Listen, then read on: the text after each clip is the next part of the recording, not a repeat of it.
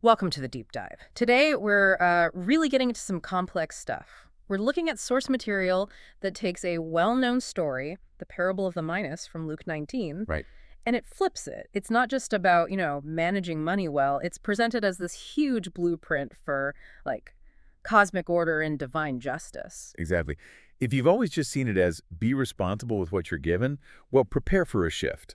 Our sources dig deep, treating this parable as foundational. It explains the divine setup of kingship, the actual spiritual purpose behind everything you have. Like time, health. Your time, your health, your specific wisdom, yeah. And crucially, it explains why there's this calculated strategic delay before the final judgment. It's not random waiting. And the hook, right at the start, which the sources really hammer home, is the context. Why did Jesus tell this story then? Well, Luke 19.11 tells us, doesn't it? The disciples are right there expecting the kingdom of God to appear, like immediately, any second now. Yeah. There was this real urgency. So that expectation sets the stage. It's the core tension, yeah. The story that follows is basically a detailed argument for why there has to be a delay. Right. A necessary gap between the king leaving his ascension, allegorically speaking, and his powerful return. And what we're supposed to do in the meantime. Exactly. What does he actually demand from his servants during that interim period? So our mission today really is to pull out this surprising kind of deep connection between our personal stuff, minus the action required, this trading, and how doing that directly actually builds towards establishing this new righteous kingdom. Okay, let's start unpacking the story itself, the narrative setup. We've got this noble man. Right. He's going off to a distant country. Why? To get his kingdom officially recognized, basically. Yeah, to receive the kingship. But before he goes, he calls 10 servants, gives them each one mina. Now, the sources point out this wasn't pocket change. This was significant, like, months of wages. Serious responsibility. And the command is simple, crystal clear. Trade with this until I return. Luke 19.13. That's it. But the setup immediately gives us this, like, geopolitical tension, doesn't it? The source material really flags the dual action happening. He's off securing his kingship. Mm-hmm. But at the same time, the citizens he's supposed to rule, they hate him. Actively hate him. They send messengers after him saying, "We do not want this man to reign over us." Luke 19.14. So open rebellion from the get-go. Totally. This isn't just some quiet grumbling. It's a public rejection of his authority before he's even formally taken the throne. Yeah. It sets up his return, not as just, a welcome party, but more like a hostile takeover is maybe too strong, but certainly reclaiming contested territory. Okay, so the allegorical layer. Who is this noble man? What's this journey all about? Well, the sources we're looking at are really clear on this. The nobleman, that's the Son of God. Okay. And the journey to get the kingship.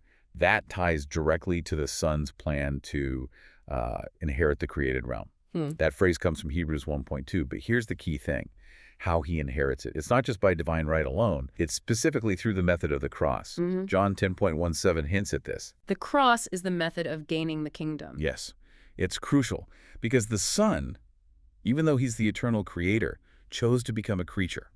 He emptied himself. Philippians 2 talks about this, verses 6-8. By doing that, by becoming human and going to the cross, he acts, importantly, in Adam's original capacity. Adam's capacity. Explain that a bit more. Right, so Adam was given dominion but failed. The Son, by becoming human and living perfectly, essentially fulfills the role Adam was meant to. He acts as the perfect, obedient human representative. And through that perfect obedience, culminating in the cross, he regains the dominion over the earth that Adam lost through sin. Wow. Okay, hang on. That's a lot theologically. If the Son is God, fully God, why does he need to operate within the limitations of a creature, within Adam's capacity to get dominion back? Couldn't he just take it back by divine power? That's such a critical question, and it gets right to the heart of why the king's eventual return and judgment are presented as just. You see, when Adam sinned, that mandate to rule the earth, the dominion, it was lost, or at least messed up, subverted. So for the Son to justly reclaim that specific role, that governorship, he has to demonstrate perfect obedience within the created order itself. He has to succeed right where the first Adam failed. As a human. As a human. By becoming a man, the Son establishes this new kind of representative humanity, one that does successfully keep the law, that perfects the creaturely existence. And by doing that, he wins the right to inherit the creation, not just purely as God, but also as the perfect man, Adam's true successor. So that justifies his future rule over the earth. It's legally sound, cosmically speaking. Exactly. It totally reframes the mission. It's not just about saving souls. It's about establishing judicial and governmental legitimacy for the new kingdom. But that still brings up this question about ownership, doesn't it? If the Son created everything in the first place, why does he need to go away to receive kingship? Isn't the title deed already his? And this is where the source material gives us a really helpful distinction. It's about sovereignty versus delegated authority. Think of it like this. God delegated dominion, the management, the stewardship of the garden to Adam.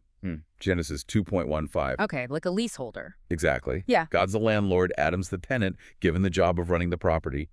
But the underlying ownership, the actual title deed to the earth and everything in it, that never left God.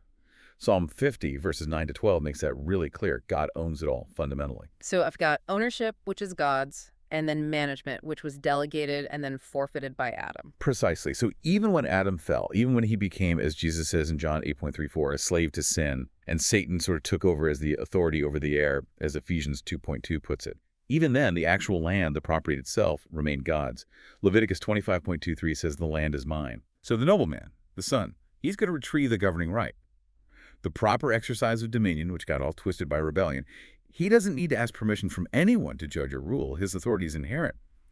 But he does need to validate the method of redemption and rightful rule, which his journey, his self-emptying and the cross accomplished. His authority is absolute. Those citizens saying, we don't want him, irrelevant to his actual right. They must obey because he made them, he sustains them, he owns the whole place. Okay, so we've established the Son's absolute right to rule, which actually just makes the initial puzzle deeper for the disciples and for us reading it now. If his authority is total and these citizens are openly rebelling, why not just come back immediately and sort it out? Why the delay? Why this long, drawn-out process? And that delay, that's really the absolute centerpiece of the argument in the source material we're looking at. It's presented not as, weakness or God being unsure or slow. No, it's deliberate. It's a calculated, twofold necessity. It's pure cosmic strategy. Okay, walk us through that. What's the first necessity? Something about saving Adam. The first necessity is basically strategic patience, driven by mercy. Think about it. If the Son, who is absolute justice, had judged Satan the very instant Adam sinned and became, a slave to sin, then Adam himself, being linked to that sin, would have fallen under that same immediate final judgment. He'd have been destroyed right alongside Satan. Genesis 3.22 kind of hints at this exclusion. Immediate perfect justice right then would have wiped out humanity. Wow. Okay. So the delay itself is fundamentally an act of prolonged mercy. It specifically creates the time needed for redemption to actually happen, for the cross to occur, and for the opportunity for repentance and salvation to stay open. Peter talks about this in 2 Peter 3.9. God's patience is for salvation. But wait a sec. If the delay is primarily about mercy for Adam, for humanity, doesn't that feel like it compromises immediate justice for Satan and the rebels? How does the source handle that tension? The king is just, but he's also patient. That's a great question. And the source argues that the tension is resolved precisely by the second necessity for the delay. The delay can't just be about mercy. It has to serve a dual purpose. It has to secure redemption, yes, but it also has to establish the absolute, unquestionable justice of the final judgment when it does come. Okay. Because if the king just showed mercy without fully justifying the standard of the law, his eventual rule might look, arbitrary, or maybe even weak. It needs both.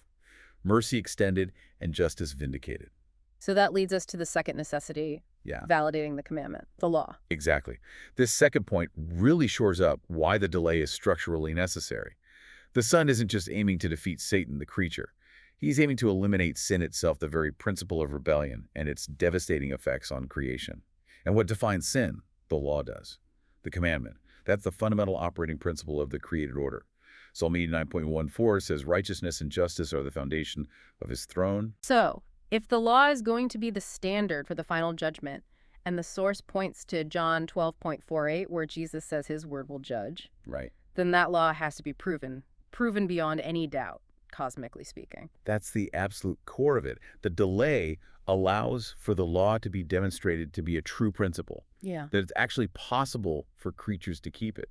That it's a genuine expression of the Creator's love and good design, not some kind of, divine tyranny. Because if the law was impossibly hard, if it really was this heavy thing that only God himself or maybe an angel could manage, Then the king's judgment of creatures based on that law it could be questioned. The whole universe could say, well, that wasn't fair. Nobody could actually do that. Which is exactly the accusation the wicked servant tries to make later on, isn't it? Precisely. He tries that exact line of argument. And that's why the delay is so critical. The source explicitly pushes back against that idea. It quotes 1 John 5.3, "His commandments are not burdensome. It insists the law is fulfillable."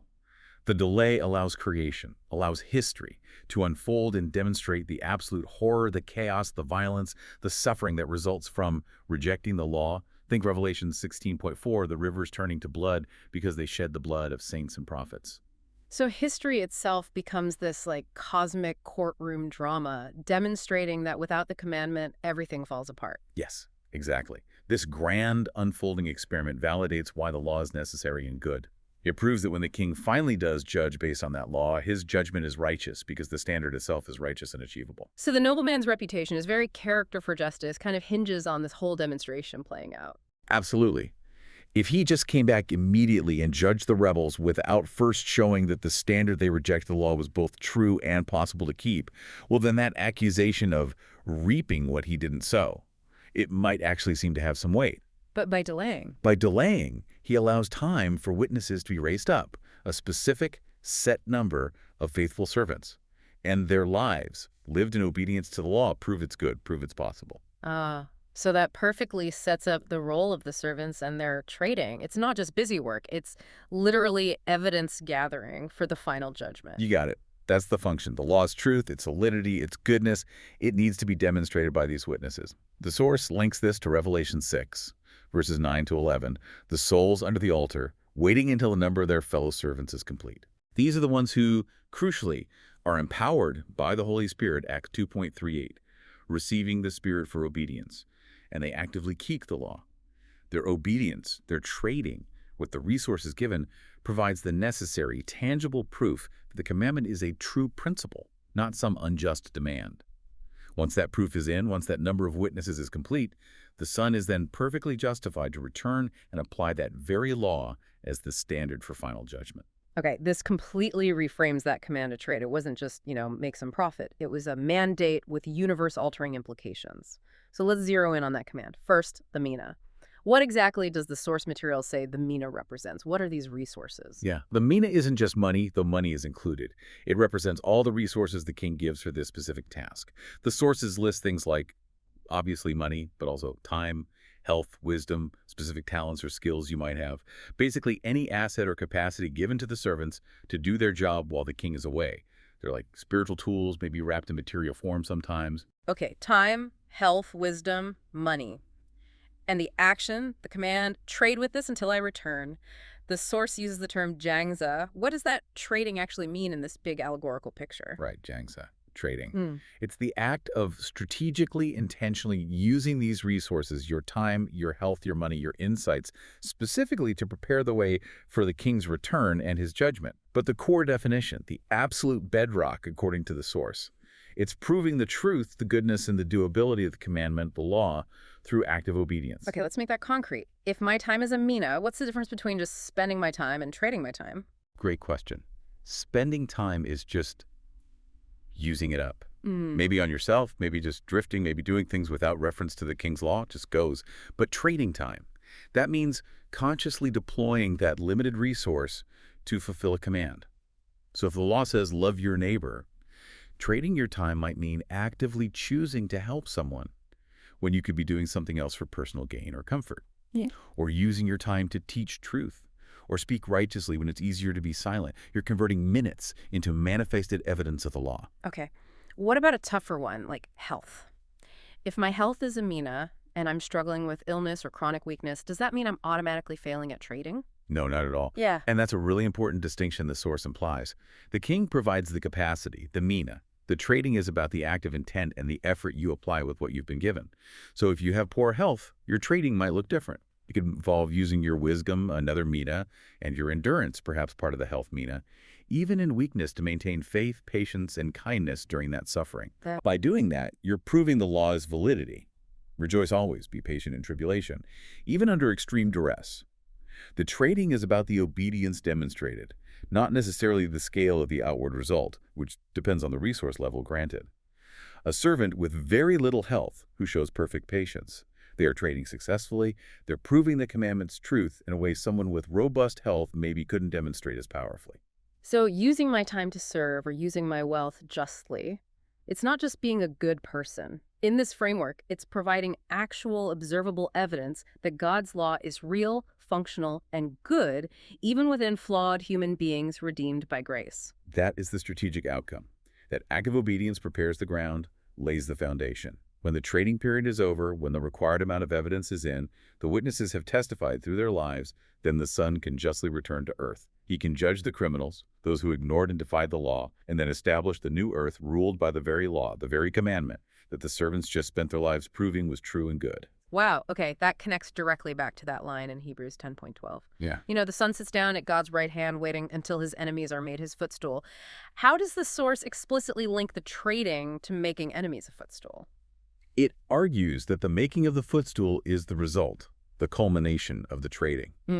The enemies are those citizens, those forces that reject the law, that claim the king is unfair or his standards impossible.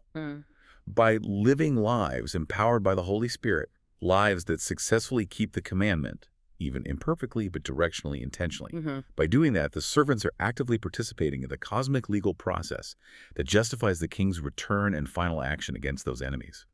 The trading itself provides the groundwork, the legal precedent that legitimizes the king's final decisive move.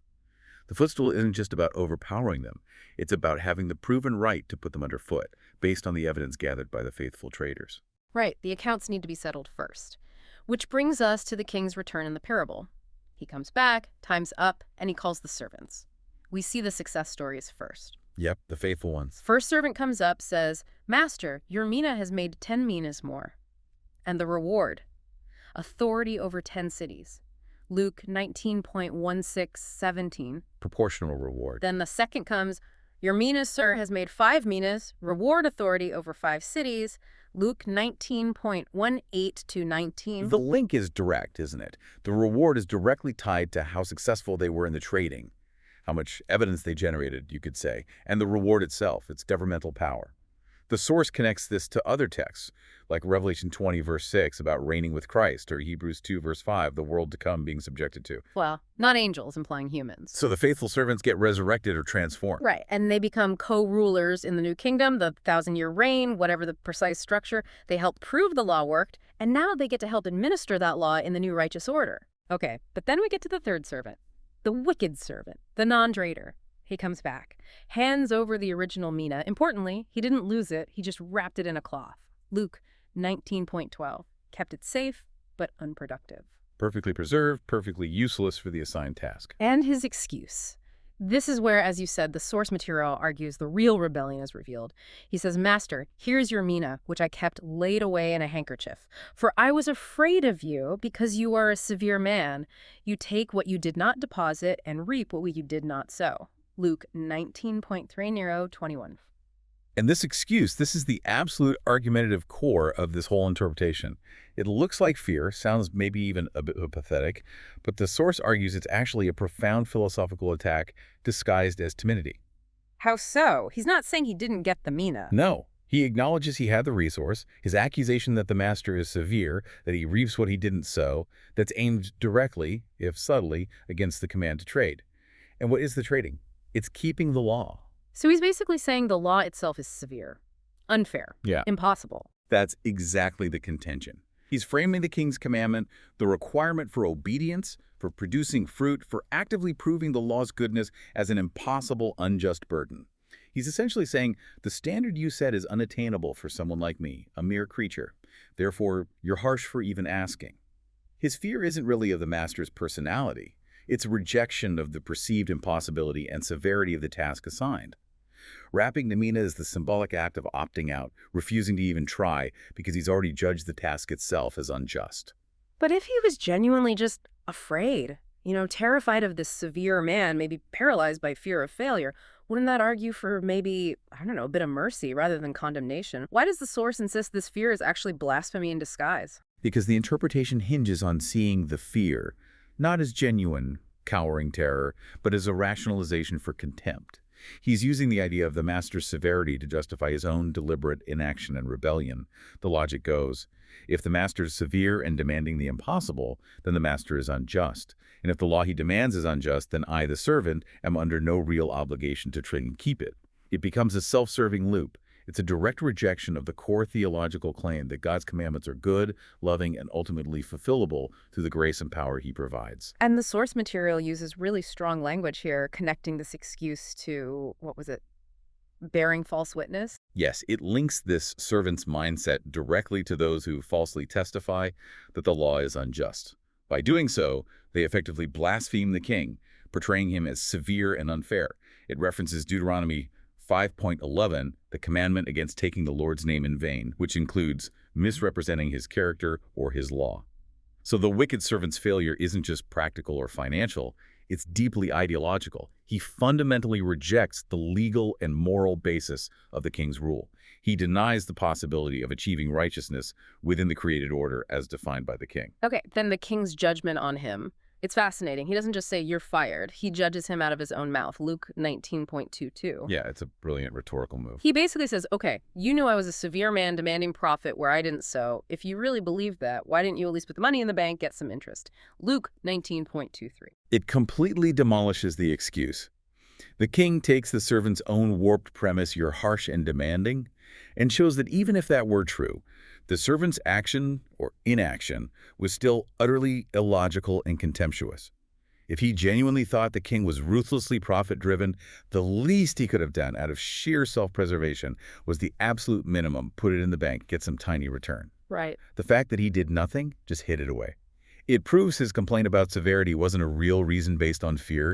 It was a post hoc justification, a lie he told himself and the king to cover his fundamental rejection of the entire enterprise, his refusal to engage with the commandment at all. And the consequence is stark.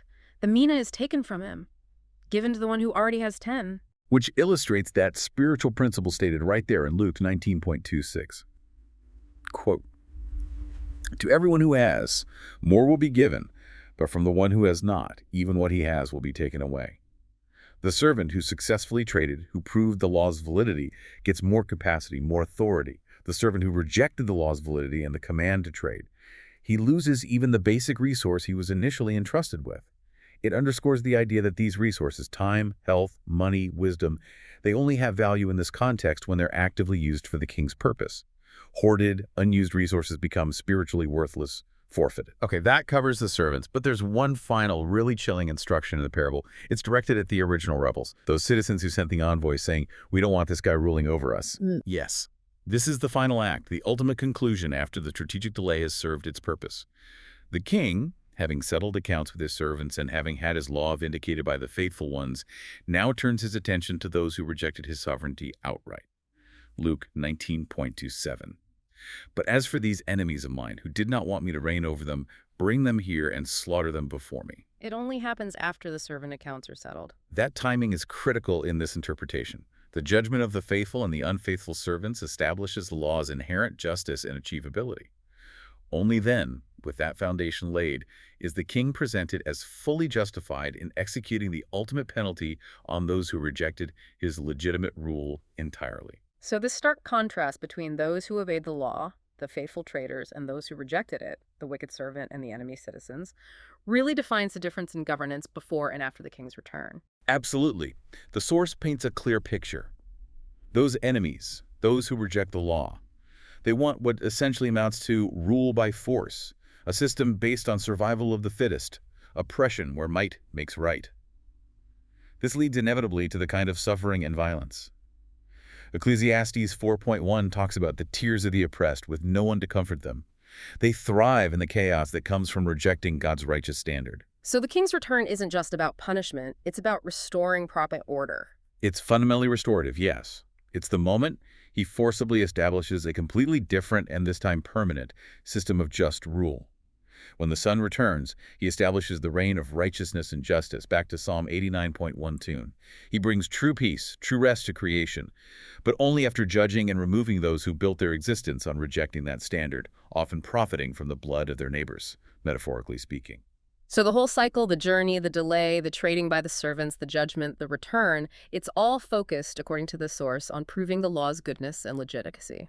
So that the final new governance of the earth can be established exclusively on that proven commandment. And the Son returns to take up that full, now completely justified dominion, using the faithful servants who help provide the evidence as his co-rulers. That's the picture. The execution of the enemies is that final decisive act. It clears the path for the permanent righteous government, showing that the king's justice, while absolute, is only applied after this exhaustive, cosmic demonstration of mercy, strategic patience, and the ultimate validity of his law. Wow. Okay, this deep dive has definitely rewired how I think about the parable of the Minas. It's not just a simple story about investment anymore. The central message, as we've unpacked it from the source, is pretty stunning. It's like a map showing how cosmic sovereignty gets established. And crucially, it's not by sheer arbitrary power, No. but by demonstrating the inherent truth, the goodness, the rightness of the divine law. And that demonstration happens through the active, faithful use of the resources, the Minas, that we've each been given. And the knowledge we gain from this is, I think, profound. That delay in judgment. It's not divine weakness or indifference. It's strategy. Deep strategy, focused firstly on proving the law is perfect, and secondly, on holding open the door for redemption. Every resource you have every day, every bit of energy, every insight, every dollar, it's a mina. And according to this view, it's currently being deployed as evidence in this cosmic case. Evidence? Yeah.